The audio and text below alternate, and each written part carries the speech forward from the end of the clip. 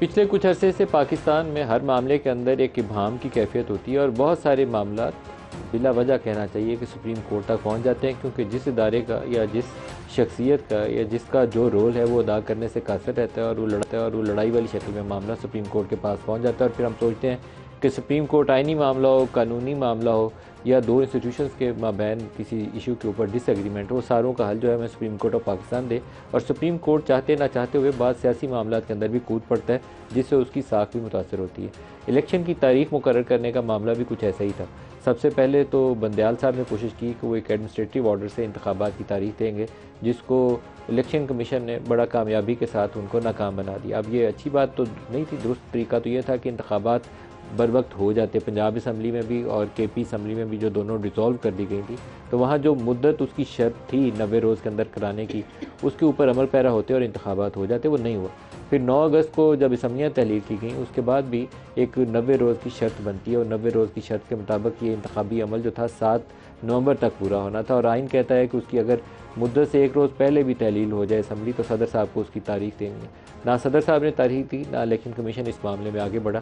और जो PDM की हुकूमत थी, उन्होंने उसके ऊपर से कमाल ये किया कि जाते जाते एक हफ़्ता पहले जाने से सेंसस के रिज़ल्ट अप्रूव किए और उनको गज़ट नोटिफिकेशन के ज़रिए जारी कर दिया, जिसके बाद इलेक्शन कमीशन की ये ज़िम्मेदारी बन जाती है कि नई हल्काबंदियाँ करें। तो वो पूरा अमल ताख़ीर का शिकार करने के लिए रोल अदा किया शहबाज शरीफ की हुकूमत ने कि ये इंतखाबात कहीं 7 नवंबर को हो ना जाए। बिल्कुल लास्ट वीक में जब ऑफिस की मुद्दत ख़त्म हो रही थी, तो उन्होंने सेंसस के रिज़ल्ट्स को गज़ट नोटिफिकेशन के ज़रिए लागू कर दिया। अब ये मामला सुप्रीम कोर्ट तक दोबारा पहुंचा। सुप्रीम कोर्ट के सामने इस्तदा तहरीक इंसाफ की और बाकी बहुत सारे और वकला की ये थी कि इंतखाबात के हवाले से एक वाज़ेह जो टाइम फ्रेम है वो दिया जाए। अभी चीफ इलेक्शन कमिश्नर ने आज तो वहाँ सुप्रीम कोर्ट के सामने पहुंचकर एक तारीख का कह दिया कि हम 11 फरवरी को इंतखाबात के लिए तैयार हैं, लेकिन आज से पहले तक वो कभी कहते थे फरवरी में हो जाएंगे, और फिर उन्होंने 15 दिसंबर तक का जो डिलिमिटेशन ऑफ कॉन्स्टिट्यूंसीज का प्रोसेस था, उसके लिए एक तारीख मुकर्रर कर दी थी कि वो 15 दिसंबर तक मुकम्मल हो जाएगा। उसके बाद इंतखाबी अमल की तरफ जाएंगे जो जनवरी के आखिर में हो जाएगा। अब जनवरी से आखिर से वो दोबारा फरवरी में पहुंच गया। सुना यह है जो आज की कार्रवाई हुई है सुप्रीम कोर्ट ऑफ पाकिस्तान में, जहां उन्होंने कहा कि कल मुलाकात करवाई जाए, आज रात तक चीफ इलेक्शन कमिश्नर की और सदर साहब की, और कल हमें तहरीरी तौर पर दस्तखतशुदा एक तारीख से आगाह किया जाए।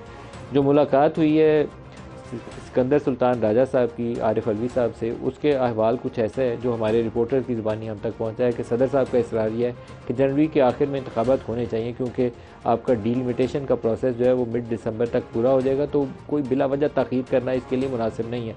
लेकिन इलेक्शन कमीशन का मौक़िफ़ अभी वही है कि फरवरी 11 वो इंतखाबात की तारीख होगी।